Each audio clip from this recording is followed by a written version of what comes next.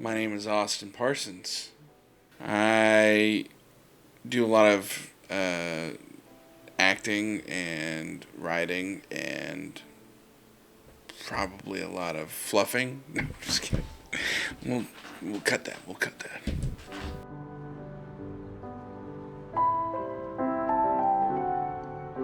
I started going into it professionally in around 2018.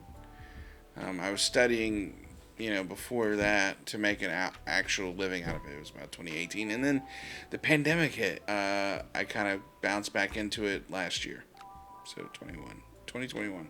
I started going back.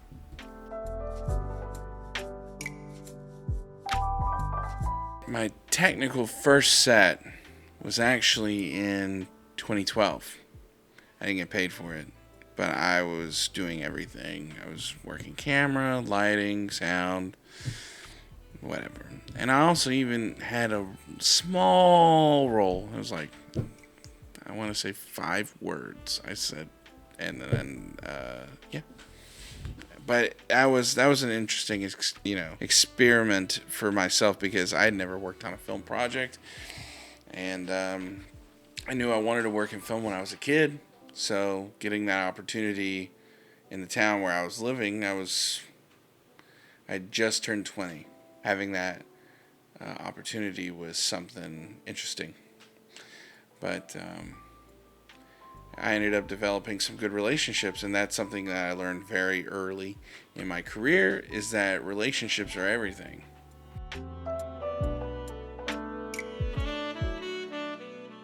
So I was an Army brat, and we were living in Germany at the time, and you know how like older people will be like, when I was growing up, I only had like 2 or 3 channels. I understood that because when I was living in Germany the second time, I only had like 1 channel for 3 years, and it was like the news was a day late and everything else was like a year late. I remember that time very vividly. But there was a show that would come on every Saturday. And it was Byron Allen. He's a comedian who now owns the Weather Channel. And I think it was called Entertainers with Byron Allen. And he would interview like actors, actresses, filmmakers. And they would show like behind the scenes little featurettes. And they would also show like special sneak peek clips, whatever, from their movies and stuff. And I was 6. And I was like, that's it. It made sense to me. Like, that's what I wanted to do. And before that, I wanted to be an ice cream man and a mechanic and the president of the United States. So I finally stopped and, picked something realistic. I wanted to serve ice cream out of the Oval Office while making movies about car maintenance. I also wanted to be a Jamaican priest, but I found out you have to be Jamaican and a priest. And I like ladies too much, and I'm not from Jamaica. The first movie I remember watching, I want to say it was The Lion King. But the first R-rated movie I ever saw was From Dusk Till Dawn. I know that for a fact. I wasn't supposed to watch it, and my mom was really mad at my dad for letting me. The worst set I ever been on. It was I don't want to give any names of what I was working on, but it was a very trying time for about, I don't want to say how long it was because people who worked with me might know which project it was, but it was awful. There was probably just one weekend the whole time that was good. And that's because the person that was in charge was not there. And that's when you know it's bad. That experience, though, was like, it was life-changing because I got to try a different kind of genre that I'd never worked in before. And it was really my first opportunity back into the film industry. So, after a while, aka pandemic. Yeah, no, that was definitely a tough ordeal. but I think I'm better now that I've gone through it because I've seen how bad people can be treated, and I don't want that to ever happen on my sets. I was bottom of the food chain. I was actually working as a production assistant on it for about, I'll just go ahead and say it was about 3 months. I was working on this thing. I wasn't acting, so that gives it away automatically what it was. Having to learn how to read minds because your boss doesn't tell you anything that they want from you, and then gets mad when you don't read the mind properly. It was chaotic, and it was never in one spot. We'd have to go to multiple places. There was a lot of driving, but you gotta take the bad with the good. You gotta you learn a lot from things that are just not right, and you try to apply how to fix that for your sets when you're leading the team, what you don't want people to go through. So yeah, that was definitely an eye-opening experience.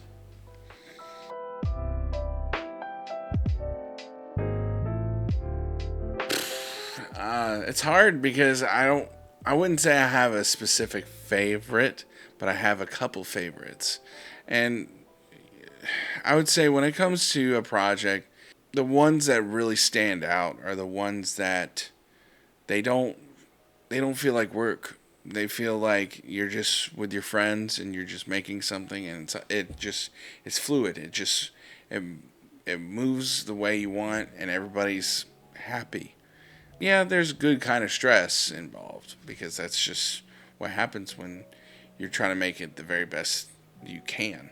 But whenever you're just enjoying the journey and not so focused on trying to get to the destination that is finishing the project, if you can learn to enjoy the journey, then yeah, it's all worth it in the end. I'll just go ahead and say a couple of the favorites that I had. I really enjoyed working on A New Lease on Christmas, which was the Christmas movie I did that came out in December of 21. I had a lot of fun working on that one. Even when I had to come back and do reshoots, that was good. And then this recent one that I just shot over in England, that was a lot of fun to do. And when you're working with these people, they're all professionals, but it felt like super connected. I've worked on a few shorts, like student films that have been, a lot of fun. I worked on good old Jakey Poo's practicum, and that was fun. Getting to exercise some muscles. There was one I did where I played a hoarder, and that was fun. That was not something I'd ever done before, and that was an interesting role to portray. I wish I was a better director. I definitely wish I was a better writer. But I think the next best thing that I can do other than act is produce. I can find resources real easily. I can put people together, get them, get the juices flowing, To me, it's like putting together a puzzle. And I love like crossword puzzles, and I like, stuff that requires a lot of mental thought of how to make something work. The only other thing that I would say acting is my strong point, but something to quickly follow that would probably be producing. The film is called 97 Minutes, and we shot it in England, and it has Alec Baldwin in it, and it has Jonathan Rhys-Meyers in it, and a few other cats that you might have heard of. Yeah, that was a fun experience. I really enjoyed working on that project. It was kind of a blur because I was there for a week and back, and they flew me over there, and I had an absolute blast just getting to know everybody. Everybody's just so kind, from cast to crew, and it was like a family. It was good. They made me dye my hair red. because my character's name is Red, and my beard was red as well. That was part of the transition into this role. I had to become this character. I don't know what I'm allowed to say about it right now, but it was a lot of fun doing that one. This is what I do know. I think I read, and if I'm wrong, whoever's watching this, I'm sorry. But I do recall reading in the Hollywood Reporter that it'll be out in October of this year. Mike Watford, dear friend, more like a brother. I became friends with Mike doing theater with him here, actually, in the Shoals when I was going to school at UNA. When I was a theater student before I got my degree in film. He was a visiting professional, and we were doing a show, True West, and that was a lot of fun working with him. And we developed a bond during that show, and I ended up casting him for my lead part in my practicum whenever I did The Trial of the Rockstar, which he was the lead in. And so he asked me to be a part of Sweetwater Road. I didn't hesitate. I told him I'd be there, and that was a lot of fun. It was hard work. We had a great team. Cast and crew was on, they're bringing their A game. Everybody did a really great job, and I think Mike was definitely blessed with some really talented individuals. Someone's pointing at themselves. Guess who?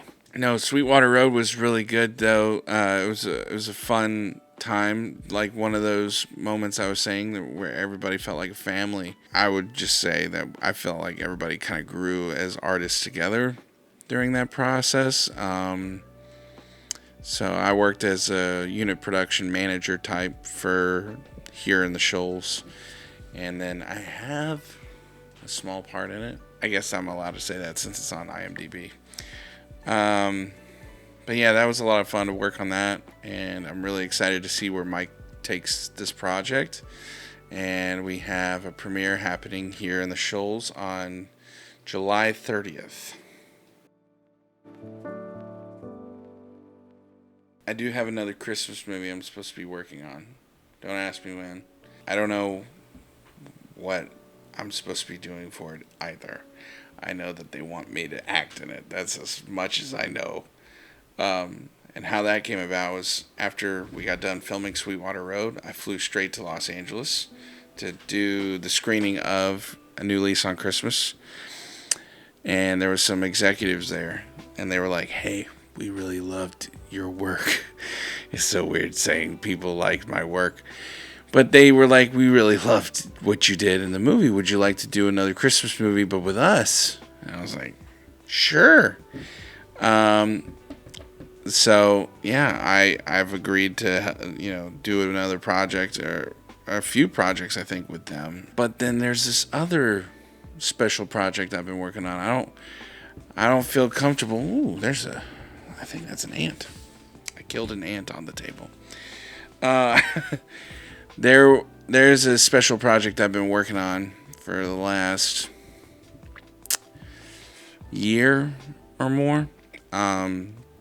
One thing that was important to me was that during the pandemic, I knew I wasn't going to be acting a lot because literally everything stopped, as we all know. But it was important to me to have the creative juices still flowing. So I ended up writing a few things here and there. A lot of it was just terrible. Just god awful, But there was one special thing that I started writing, and I think this might be the best thing I've written. And I'm being modest here, but I'm also being, I'm really trying to sell that it's a good project. No, I think it might be good. And I love how vague we've left it for the audience who's watching this video. Yeah, no, I this is a project that, like I said, I've been writing. I feel strongly that I'm usually very optimistic kind of person. But I've never felt more optimistic about anything in my life that I've written than this. And I think the cool thing about this, because spoiler alert, it is a pilot. The cool thing is that it has room for expansion. It can become all kinds of different things. So that's something I'm really excited about with this story. We can really see where it goes. And it has the potential to have other stories spin off from it and start more adventures for other characters. As what did they say in Casablanca? It's the beginning of a beautiful new friendship. Is that right? Well, you have Casablanca right here. Doesn't mean anything. I don't know. So it's throwing me off. Look at my eyes. Which one do you think that I like more? The thing I think is a better film. I think you like that movie where Shaq is a genie. What's that one called? Shazam? Oh. Yeah. I think that's what you'd prefer out of those three. Me, I'm going to have to say Shrek 2. Good.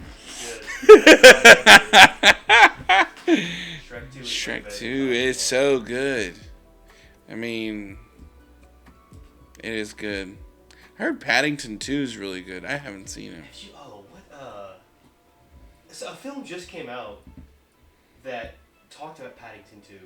I believe it was the Unbearable Weight of Massive Talent. Yes. The Unbearable That Weight of was Massive good. I went and saw that in the theater and laughed the entire way through. I went and saw a few movies. I haven't gone to the movie theaters as much as I like to in like the last few years, but I've started going back more this year. I've only seen, I think, 5 movies. I saw The Batman. I really liked that one. The Unbearable Weight of Massive Talent. I saw Bob's Burgers. Good. I haven't seen that one, but It was pretty funny. I saw Top Gun Maverick. fantastic. It was way overdue, but it was so good. That poster behind you on that side, that's a Top Gun Maverick limited edition poster. What? No, it's over there. You were looking the right way. It's the 11 by 17 frame up there. Oh, Yeah. I see it now. The Maverick part, yeah. I looked up here first. I was like, that's not Top Gun related at all. No, what was it? Top Gun Maverick. Thing everywhere all at once. No, I want to. Yeah. I like it. I think it might have been 4 movies I've seen. Sonic 2? I didn't see the first one, so. Man, you're missing out. I know. You're missing out.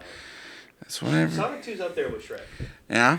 I would like to watch the first Sonic before I see Sonic 2. Is it? Yeah. I did watch some stuff on Netflix. And, you know what movie I need to watch? It came out yesterday on Paramount Plus. The long-awaited Beavis and Butthead Do the Universe. Not a fan of Beavis and Butthead. What? I'm out. Now, granted, I have never seen it, but it was never something that I promise you, it's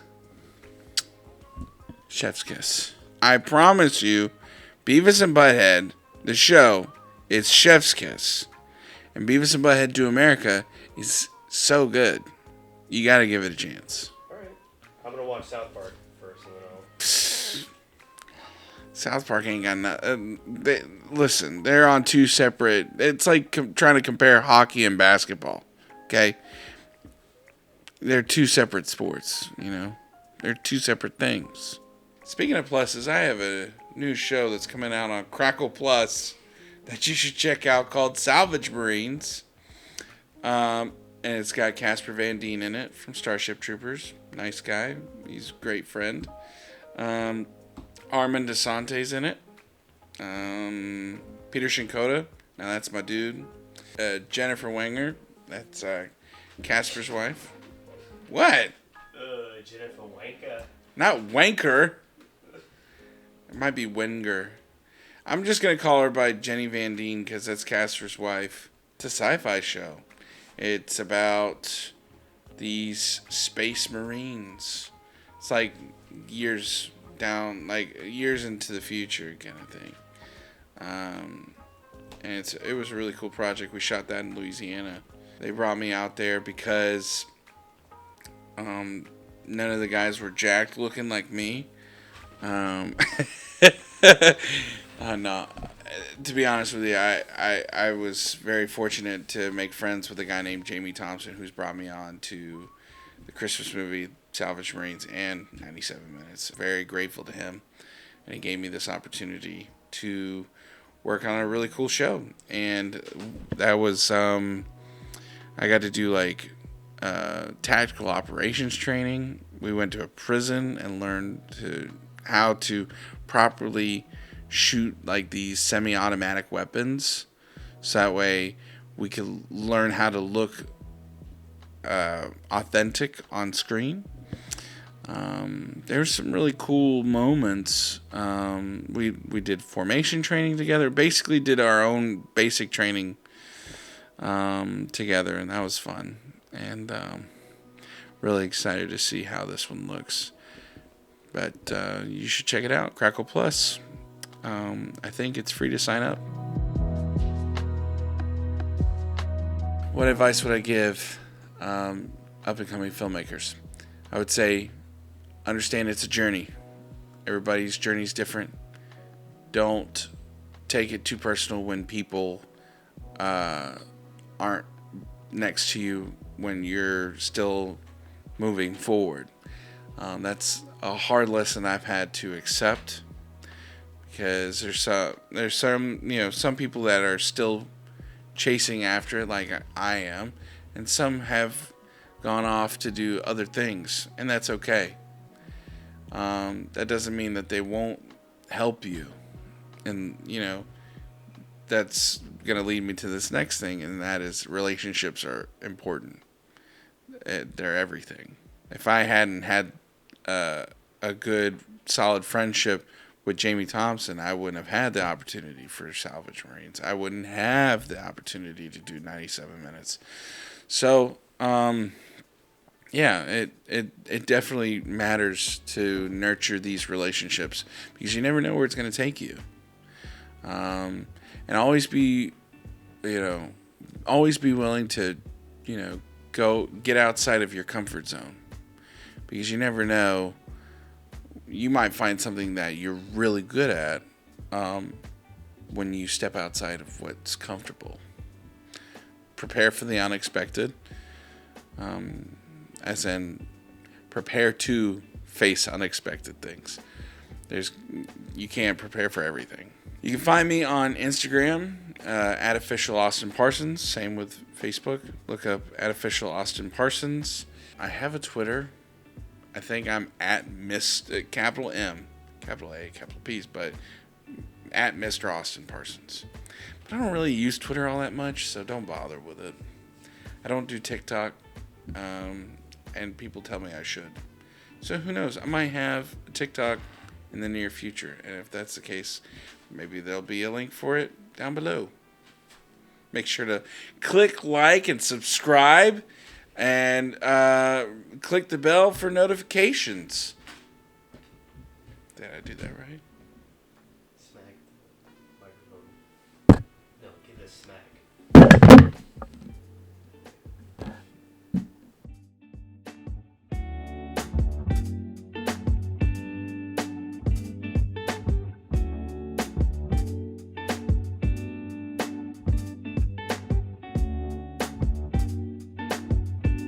Said Alec Baldwin. Mm-hmm. Did you get any kind of insight into that whole incident? No comment. No comment. I know as much as anybody else does. Plus, if we're being honest, I never met Alec at all, because he was already done before I came to England to shoot. So, if you're trying to get me to say something with this long pause, it's just not going to happen, bro.